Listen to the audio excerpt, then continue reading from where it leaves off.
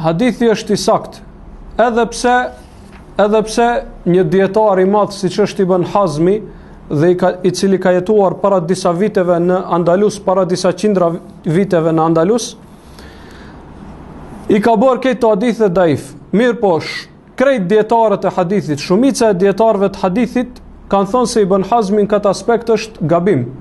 Ndoshta ka ndikuar për këtë fetvat Ibn Hazmit edhe rrethi, se në Andalus ka qenë muzika shumë e përhapur, instrumentet muzikore kanë qenë shumë përhapura në Andalus. Para se të bie Andalusi, këto gjëra janë përhap shumë. Allahu alem, Ibn Hazmi ka thonë këto hadithet janë daif, kështu që s'ka argument se është haram, do me thonë ngel se është halal. Edhe pse hadithet janë sahih, siç thot muhadithi i madh Ibn Salah. Ibn Salah është prej muhadithinëve të mëdhej.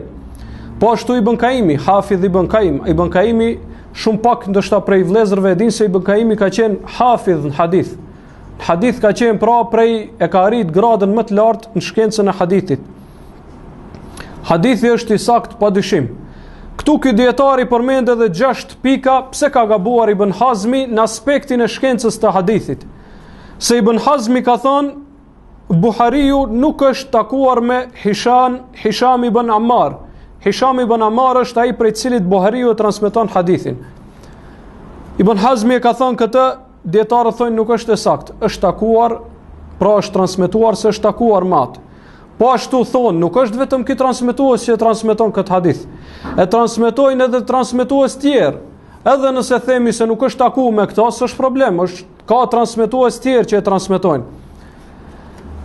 Po ashtu Buhariu, edhe nëse nuk është takuar me Hishamin, kur thot Buhariu në sahihun e tij, ka thonë Hishami, do me thonë është transmeton për një njeriu të besueshëm prej Hishamit. Se Buhariu në shkencën e hadithit i ka kushtet më rigoroze. Kur thot Buhariu sahih, nuk ka dyshim për atë. Andaj, sido që ta kthejmë, nuk ka mundësi që krejt këto hadithe të jenë daif. Madje Shekh Albani përmend 6-7 hadithe apo 8 apo më shumë në lidhje me këtë mesele dhe thot nuk ka mundësi që krejt këto të jenë daif, të jenë dopta, nuk ka mundësi. Andaj këto hadithe janë të sakta.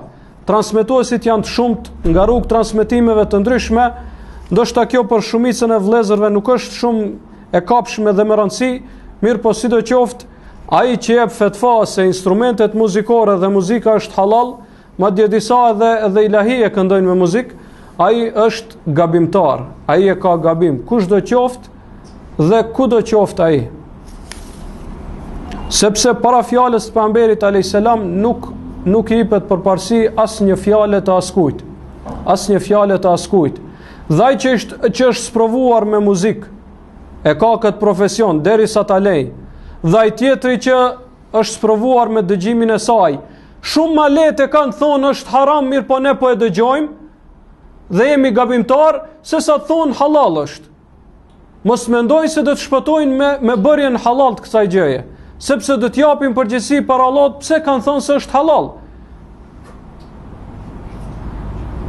Allahu thot mos thoni me fjalët tuaja gënjeshtër kjo është halal e kjo është haram, e të thoni shpifje mbi Allahun e lartësuar.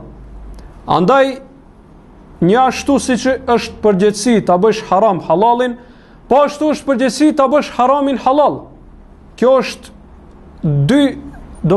e dy anshme, sepse ata thonë keni frikë Allahun se halalin po e bëni haram. Nuk po e bëjmë na, o vllai i ndershëm, po e bën pejgamberi alayhis salam, fjalët e tij po i transmetojmë. Hadithi është në Buhari. Gjeje një muhadith pas Buhariut që ka qenë në gradën e Buhariut, s'ka shanca. Asnjë muhadith pas Buhariut nuk e ka arritur gradën e Buhariut. Nëse Ibn Hazmi ka thonë daif, Buhariu është më i fuqishëm se Ibn Hazmi, me gjithë respektin që e kemi për të dytë janë drejtar. Neve nuk na lejohet që të themi keq për asnjërin dhe për dietarët e kohës së sodit. Allahu afalt. Pejgamberi alayhis salam thot kur bën ijtihad dietari, nëse e qellon i ka dy shpërblime. Nëse gabon e ka një shpërblim. Ne shpresojmë që krejt ta kenë një shpërblim, se janë mundu. Mirë po, kur analizon meselen e sheh se kanë gabu. Dhe dikush nuk mund të më akuzoj mua apo vëllezërit që kanë mendimin tim se kush jemi ne në krahasim me Ibn Hazmin apo Jusuf Kardawin apo të ngjashëm që e kanë bërë halal. Sepse ne ju themi kush janë këta në krahasim me Buhariun, Abdullah ibn Mesudin prej save.